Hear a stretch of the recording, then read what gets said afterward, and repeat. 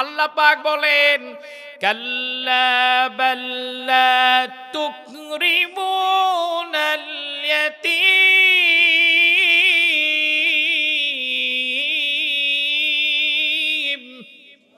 আল্লাহ পাক বলেন সম্পদ কমে যাওয়া, রিজিক কমে যাওয়ার এক নম্বর কারণ হলো ইতিমদের সম্মান না করা।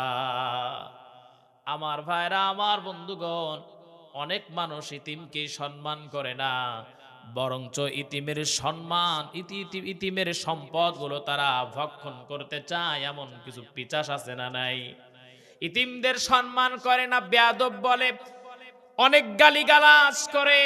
আমার ভাইরা, আমার বন্ধুগণ, মনে রাখবেন নবীজি সাল্লাল্লাহু আলাইহি ওয়াসাল্লাম ইতিম ছিলেন। নবীজি সাল্লাল্লাহু আলাইহি ওয়াসাল্লাম তিনি বলেন, শোনো, কোন মানুষ যদি কোনো ইতিমের মাথার উপর যদি হাত রেখে যদি তাকে একটু ভালোবাসা দেয়, আল্লাহর নবী বলেন তোমার হাতের নিচে ওর মাথার যে কয়েকটা চুল পড়বে সেই কয়েকটা নেকি তোমার আমল নামায় আল্লাহ তুলে দিবে।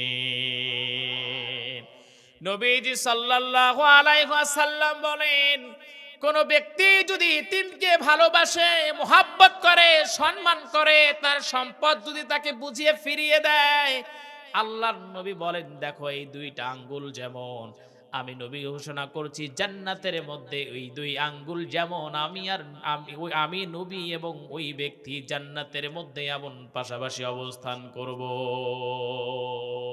সুবহানাল্লাহ।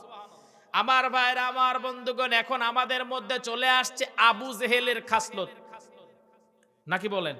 আবু জেহেলের খাসলত সূরা মাউনের শানে নজুলের মধ্যে আছে। আবু জেহেলের একটা খাসলত ছিল। আমি কিন্তু আলোচনা ধীরে ধীরে শুরু করতেছি, আমার কথা বুঝতে পারতেছেন? আবু জেহেলের খাসলত ছিল,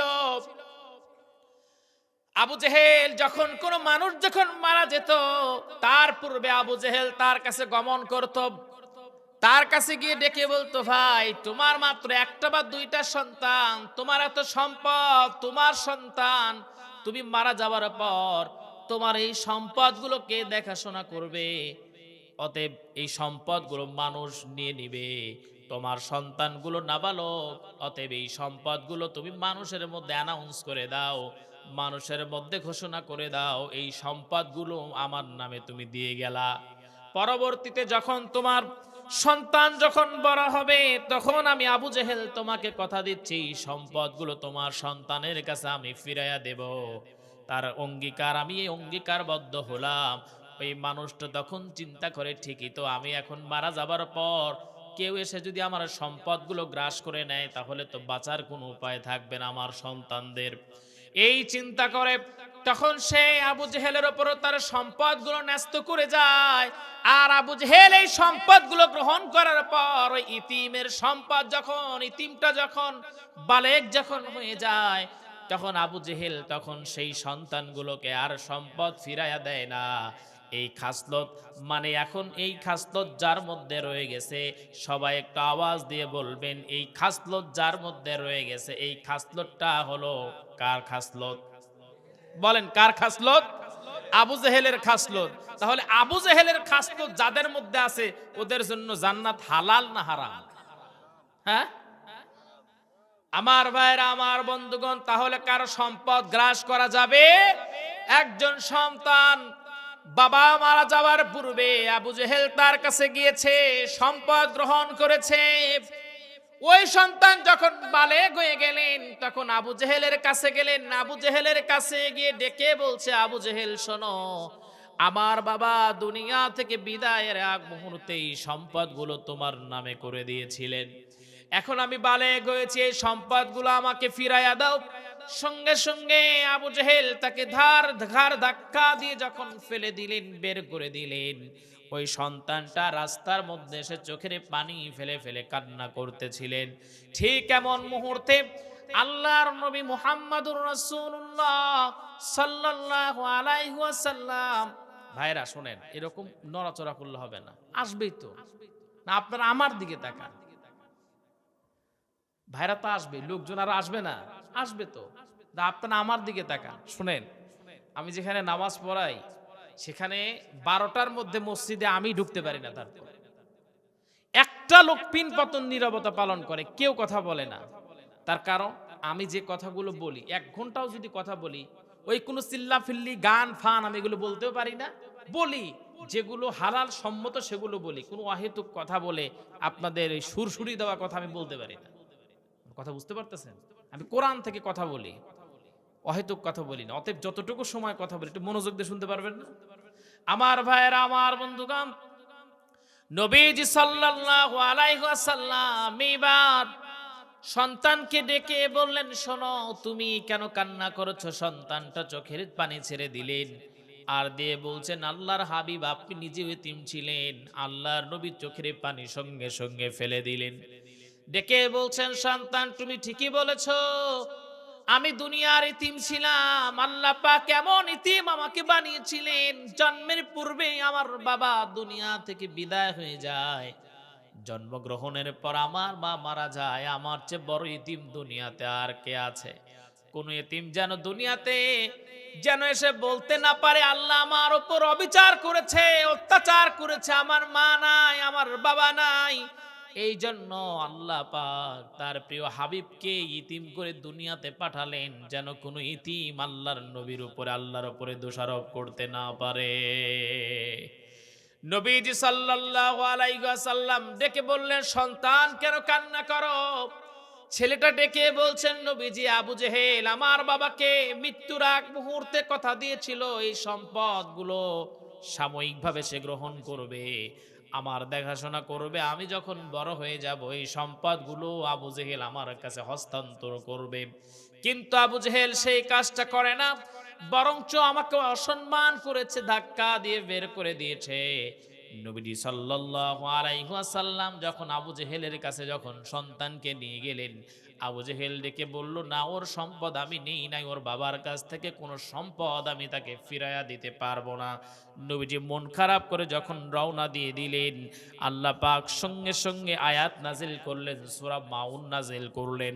সবাই একটু ঠোঁট মিলিয়ে বলেন, আরাআইতাল্লাযী ইউকাযযিবু বিদ্দীন ফাযালিকাল্লাযী ইয়াদউল ইয়াতীম।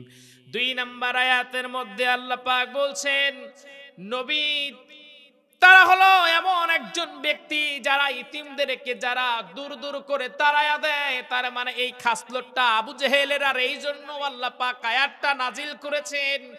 এখনো অনেক চাচা আছে, ভাইটা মরে গেছে, ভাতিজা ছোট মানুষ, আস্তে করে ওই ভাইয়ের সম্পদগুলো লিখে নিয়েছে। এমন কিছু জানোয়ার আছে না নাই? আছে না নাই? সমাজে আছে না নাই? আছে। আমার ভাইরা, আমার বন্ধুগণ, আবার অনেক মানুষ আছে ওয়ারিসের সম্পদ ওয়ারিসকে ফেরত দেয় না, বরঞ্চ বোনের সম্পদটা আস্তে করে নিয়ে নেয় আর বলে, তুই সম্পর্ক চাস না সম্পদ চাস। এমন লোক আছে না? ওই মানুষ যেন লিখে রাখে, কোন বোনের সম্পদ যদি সে যদি তার বোনের কাছে ফিরায়া না দিয়ে যদি গ্রহণ করে নেয়, আল্লাহর কসম 100 বার হজ করলেও হজ কবুল হবে না। কথা বোঝা যায়? আমার ভাইরা, আমার বন্ধু, আল্লাহ পাক বলে, শোন, তোর জীবনটা পাল্টে যাবে, তোর জীবন এমন থাকবে না, ফুলের মধ্যে থাকবে না, যদি তুমি এই কাজটা যদি করতে পারো। আমার গোলাম শোনো, 3টা কাজ যদি তোমরা করতে পারো, সবাই বলেন কয়টা? 3টা কাজ যদি করতে পারো তাহলে তোমার জীবনটা পরিবর্তন হয়ে যাবে, তোমার জীবনটা সুন্দর হয়ে যাবে।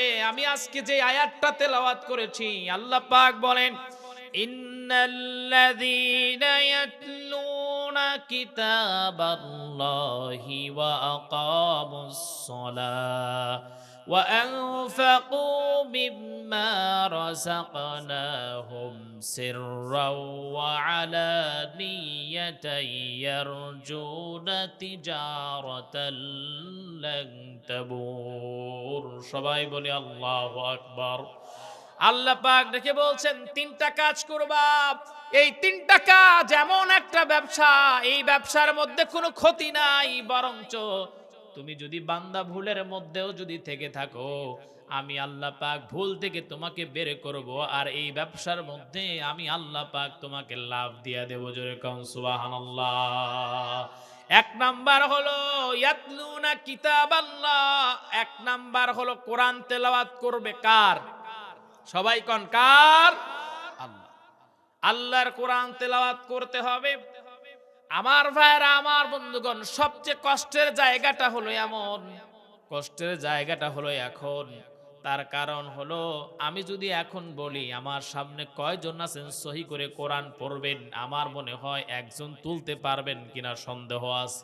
থাকতে পারেন আমার অগোচরে, তা আমার মনে হচ্ছে না যে পড়তে পারবেন। অথবা আমার যে সকল যুবক ভাইরা আছে, আমার মনে হয় না এর মধ্যে কি একজন সহি করে কোরআন পড়বে। অথচ আল্লাহ পাক বললেন ইয়াতলুনা কিতাব আল্লাহ, এক নাম্বার আমার কোরআন তেলাওয়াত করবে। আমার ভাইরা, আমার বন্ধুগণ, নবীজি সাল্লাল্লাহু আলাইহি ওয়াসাল্লাম কি আল্লাহ পাক আবার তেলাওয়াতের কথা কবার বলেন নাই, কেরাতের কথা বলেছেন।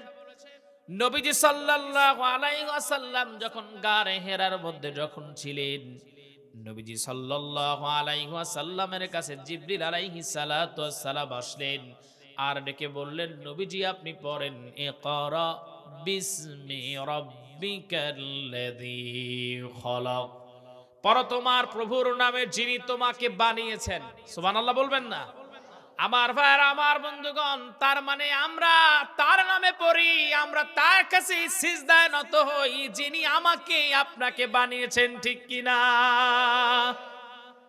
আবার আরো কিছু লোক আছে তারা নিজেরা বানায় আর নিজেরাই সেজদা করে, এমন লোক আছে না নাই? আছে না নাই? তাহলে তারাই বেশি সম্মানিত নাকি আমরা বেশি সম্মানিত? আরে আমরা আমাদের যিনি বানিয়েছেন তারে সেজদা করি, তার নামে পড়ি, আর তোরা নিজেরা বানায় আর নিজেরাই সেজদা করিস। আছে না নাই? আমার ভাইরা, আমার বন্ধুগণ, আল্লাহ পাক আমাদেরকে বানিয়েছেন। আমি আপনাদের, যদিও এটা বিশাল বিষয়, আমি আপনাদের বোঝানোর ক্ষেত্রে বলছি সংক্ষিপ্ত আকারে, হিউম্যান এমব্রিওলজি নিয়ে, মানব বডিটা নিয়ে, ভ্রূণতত্ত্ব নিয়ে, বাবার যে লিঙ্গ আছে, একটু মনোযোগ দেন। বাবার যে লিঙ্গ থেকে নাপাক পানি বের হয়, সেখান থেকে আল্লাহ পাক চারটা জিনিস বানান। কয়টা? রক্ত, গোশত, চর্বি আর চামড়া। এটা হলো বাবার থেকে আসে। বিজ্ঞানীরা প্রমাণ করে মায়ের যে রেহেম আছে, এখান থেকে চারটা জিনিস আল্লাহ পাক বানান: চুল, রগ, হাড় আর পর্দা। আল্লাহ পাক বলেন তোমার পুরো বডিটা তৈরি হয়ে গেল, কিন্তু আমি আল্লাহ পাক যেহেতু রহমান, আমি যেহেতু দয়ার সাগর, সেই জন্য আরো পাঁচটা জিনিস বানাই। এই পাঁচটা জিনিস যোগ করে আমি আল্লাহ পাক একটা পূর্ণাঙ্গ মানুষ তৈরি করি। জোরে কান সুবহানাল্লাহ।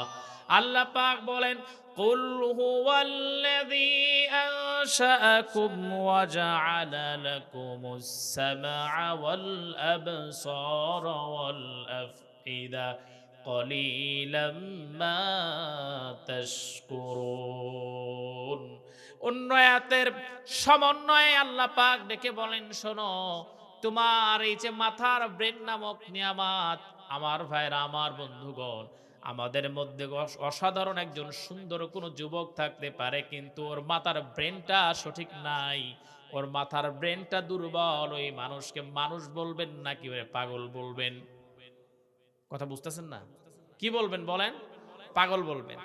আল্লাহ পাক বলে এই ব্রেন নামক নিয়ামতটা আমি দিয়েছি, এরপরে চোখ নামক নিয়ামতটা আমি দিয়েছি, কান নামক শোনার জন্য শ্রবণ শক্তিটা দিয়েছি, বলার জন্য এই যে মুখটা, এখানে আমি আল্লাহ পাক ভাষা আমি আল্লাহ পাক দিয়েছি, জবান আমি আল্লাহ পাক দিয়েছি, নাকের মধ্যে এবং জিহ্বার মধ্যে ঘ্রাণ এবং স্বাদ শক্তি দিয়া এই পাঁচটা জিনিস যোগ করে আমি আল্লাহ পাক একটা পূর্ণাঙ্গ মানুষ তৈরি করি। জোরে কান সুবহানাল্লাহ।